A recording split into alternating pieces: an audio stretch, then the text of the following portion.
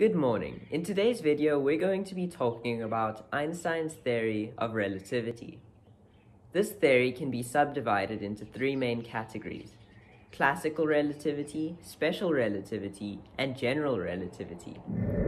To start off this video, I'm going to showcase classical relativity using these figurines. Classical relativity essentially says that motion is relative to the observer's state of motion. To showcase this, let's rewind this clip to when the projectile was released. Relative to the people in the vehicle, the projectile is traveling at 15 kilometers per hour. However, since the vehicle is traveling at 60 kilometers per hour, the projectile is traveling at 75 kilometers per hour relative to the observer. Next part of this video is about special relativity, which is the relationship between space and time in the absence of gravity. Here I'm holding two mirrors, with a light particle bouncing between them. In one instance I'm standing still, and in the other I'm traveling at the speed of light. Notice the different paths of movement for the light particle. What we'll notice is that the distance covered by the light particle moving between the mirrors is greater when the person is moving. Since we assume that the person is moving at the speed of light, for this example we can calculate how much that amount is. The light particle travels 1,4142 times more distance when the person is moving at the speed of light.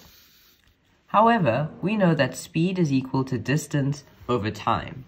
We also know that speed is constant at the speed of light, also known as c. This leaves two other variables in the equation that can be altered, and according to Einstein's theory of special relativity, both of them are altered.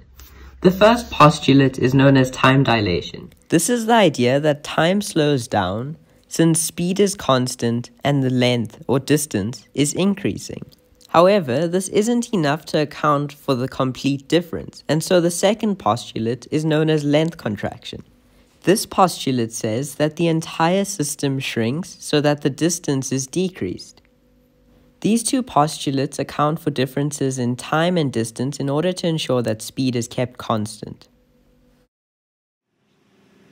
The last part of this video is about general relativity. What we see here is the fabric of space-time and objects of mass representing planets.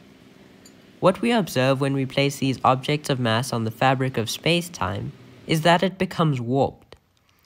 This is what creates an orbit, and also what is responsible for the gravitational pull experienced around objects of greater mass, such as the Earth. We can clearly see that the warping creates an area of influence, where smaller objects of mass are pulled towards larger ones. As Douglas Adams once said, time is an illusion, lunchtime doubly so. Thanks for watching. I hope you enjoyed.